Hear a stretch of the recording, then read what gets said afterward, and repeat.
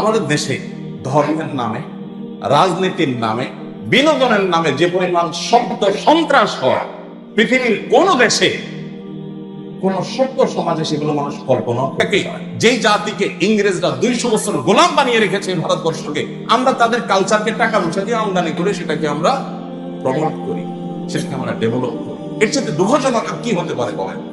নতুন বছরের সূচনা, এটা যদি আমাদের আনন্দের কারণ হয়, খুশির কারণ হয়, উৎসবের কারণ হয়, উল্লাসের কারণ হয়, ঠিক একই সময় তো একটা বছর বিদায়ও হয়েছে। তো এই যুবক, তোমার বিবেকের কাছে আমার প্রশ্ন, তুমি নতুন বছরের আগমনে যে হাসছো, উৎসব করছো, উল্লাস করছো, উন্মাদনা করছো, তুমি কি পুরাতন বছরের, বিগত বছরের বিদায় কেঁদেছো? যদি না কেঁদে থাকো, আমাকে উত্তর দিতে হবে না, তোমার নিজের বিবেককে তুমি উত্তর দাও। বিবেকের কাছে প্রশ্ন রাখো, দেখো কোনো সদুত্তর পাও কিনা, যে আমি যে বছরের আগমনে আনন্দ করছি, ঠিক তার আগের মুহূর্তে যে একটা বছর চলে গেল আমার জীবন থেকে, তখন কি আমি কেঁদেছিলাম? তাহলে যার বিদায়টা আমার কান্নার কারণ না, বেদনার কারণ না, কষ্টের কারণ হয় না, তার আগমন কিভাবে আমার আনন্দের কারণ হতে পারে? কোন যুক্তিতে হতে পারে? যুবক ভাইদেরকে বলবো, এই বিজাতীয় অপসংস্কৃতি তোমার না, এটা তোমার কালচার না, এটা প্রকৃতি পূজারী পেগানদের থেকে ধার করে খ্রিস্টানরা তাদের কালচার হিসাবে নিয়েছে। তোমাকে আল্লাহ তাআলা নিজস্ব সংস্কৃতি দিয়েছে, তুমি অনেক সমৃদ্ধ, তোমার কিচ্ছুর অভাব নাই। তোমাকে দুটো উৎসব দেওয়া হয়েছে, ঈদ উল ফিতর, ঈদ উল আজহা। আল্লাহর কসম করে বলি, তুমি সেই দুটি উৎসবকে পৃথিবীর সমস্ত উৎসবের সাথে তুলনা করলেও দেখবে যে ওই উৎসবটি, অর্থাৎ ঈদ উল ফিতর, ঈদ উল আজহার উৎসব, এটা যতটা নির্মল, এটা যতটা স্বচ্ছ, এটা যতটা আনন্দদায়ক, এটা যত পবিত্র, অন্য কোনো উৎসবের মধ্যে তুমি সেটা পাবে না। তোমার সমস্ত উৎসবের মধ্যে ভোগ আছে, তোমাদের সমস্ত উৎসবের মধ্যে উচ্ছৃঙ্খলতা আছে, তোমার সমস্ত উৎসবের মধ্যে উন্মাদনা আছে, অশ্লীলতা আছে, বেহাপনা আছে, অপচয় আছে, অপব্যয় আছে। ঈদ উল ফিতরে তুমি সেটা দেখবে না, ঈদ উল আজহা তুমি সেটা দেখবে না। ঈদ উল আজহা, ঈদ উল ফিতরের চেতনা কি? ঈদ উল আজহা, ঈদ উল ফিতরের চেতনা হলো তুমি আনন্দিত হও, গরিবের নফেও হাসি ফোটাও। তুমি ঈদগাহে যাও, ঈদ উল ফিতরের নামাজ পড়ো, ঈদের আনন্দ ষোলকলা পরিপূর্ণ হয় ঈদের নামাজের মাধ্যমে, ঈদগাহে যাওয়ার মাধ্যমে। আর ইসলাম বলছে তুমি আনন্দ করবা ঈদগাহে গিয়া, ভালো কথা।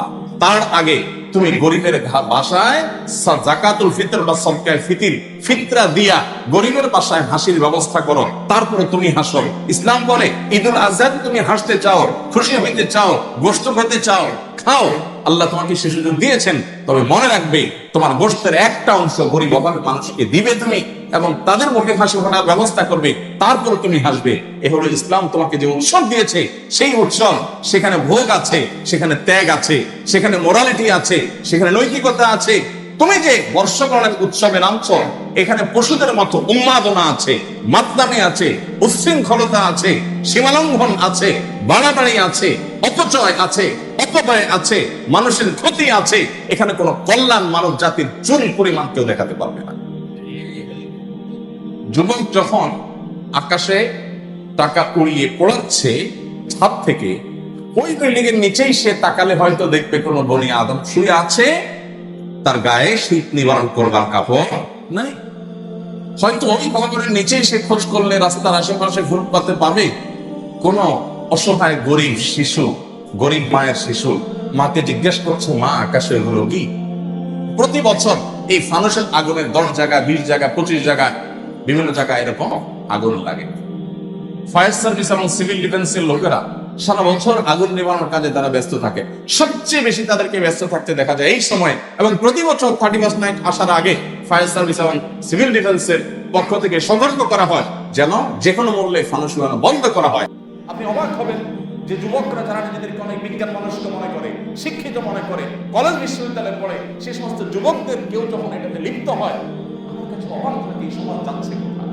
এই জন্য সামাজিক আন্দোলন করে তুলতে হবে। প্রত্যেকটা মানুষ যার যার সমাজে, যে 31st নাইটের কোনো উন্মাদনা আমার সমাজে আমরা হতে দেব না। মসজিদ থেকে কমিটি করতে হবে, যুবকরা কমিটি করতে হবে, এবং পরিবারের দায়িত্বশীলরা দায়িত্বশীল হতে হবে। এগুলোর বিরুদ্ধে আমাদেরকে সচেতন না হলে আজকে হয়তো একজন করছে, কালকে আপনি করবেন। আজকে কারো শিশু মারা গেছে, কালকে আপনার শিশু মারা গেছে। একটা নতুন বছর আসছে, একটা বছর চলে গেছে, মানে হলো আমার বরাদ্দ বাজেট, আল্লাহ যদি 70 বছর দিয়ে হায়াত রেখে থাকেন, এক বছর চলে গেল। জীবনের একটা বছর খসে পড়লে এটা কোনো বুদ্ধিমানের জন্য আনন্দের কারণ হয় না, বুদ্ধিমান হিসাব মিলাবে যে একটা বছর চলে গেল, আমার অর্জন কি, অ্যাচিভমেন্ট কি, আমি তো কবর